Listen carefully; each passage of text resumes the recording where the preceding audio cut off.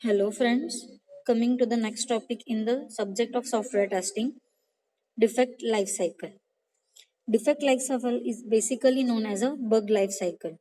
Is the journey of the defect cycle which the defect goes through during its lifetime. It varies from organization to the organization and also from a project to project, which just depends on how the process is executed of the testing, as it is governed by the software testing process and also depend upon the tool which is used for the testing. In this diagram, we have to represent the number of defect life cycle stages. First one is a new. When the defect is logged and posted for the first time, therefore we have to assign the new label to that given bug. Next one is a assign. Once the bug is posted by the tester, that leads of the tester approves the bug and assign the bug to the developer team. There can be a two scenario. For in first scenario, that the defect can be directly assigned to the developer who owns the functionality of the defect, and second one is a it can also be assigned to the development lead, and once it is approved with the development lead, he or she can be further moved to the defect to the developer. Means according to the owner of that particular functionality of the particular product, we have to assign the particular defect to that developer, depends on the situation. Next one is a open.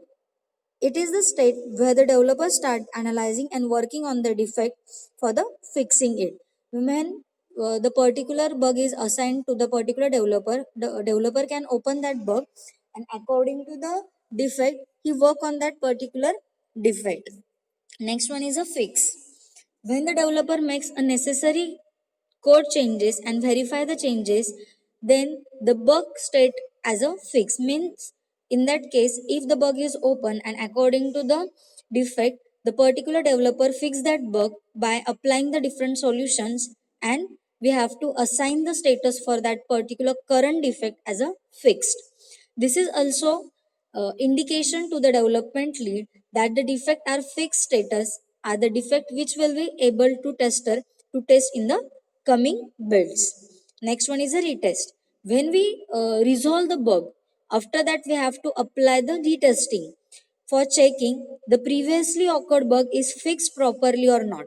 In this stage, the tester do the retesting of the change in code which developer has given to him to check whether the defect got fixed or not. Once the latest build is published to the particular environment, the development lead move all the fixed defect to the retest. It is also an indication to the testing team that defect are ready for the testing. Next one is a reopen. If the bug is previously occurred bug is not fixed, at that time we again reopen that particular big bugs and we have to rework on that. If the bug still exists, when after the bug is fixed by the developer, the tester changes the status to the reopen. Means the previously occurred bug is not fixed properly. Next one is a deferred.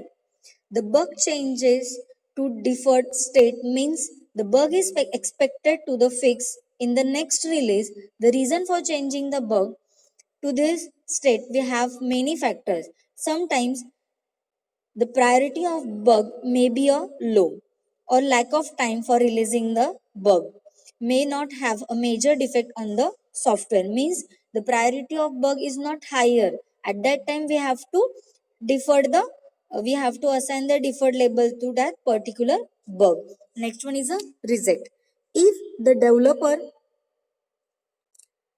bug is feel that the bug is not genuine, means the bug having not effective or do not having the priority high priority, at that time we have to reject that bug. Means the developer can reject the bug, then the status of that bug can be changed to rejected. Next one is a duplicate. If the bug is represent or repeated twice, at that time the two bugs mention the same concept of the bug, then we have to assign the duplicate of that status to add duplicate. Next last one is a close. Once the bug is fixed, it is tested by the tester. If the tester feels that the bug is no longer exist in the software, at that time the tester changes the status of that current bug to the close. According to that, we have to process the number of stages of the bug or defect life cycle, and according to that we have to change the status of the bug depends on the current condition or current status of the bug on the given product. Thank you.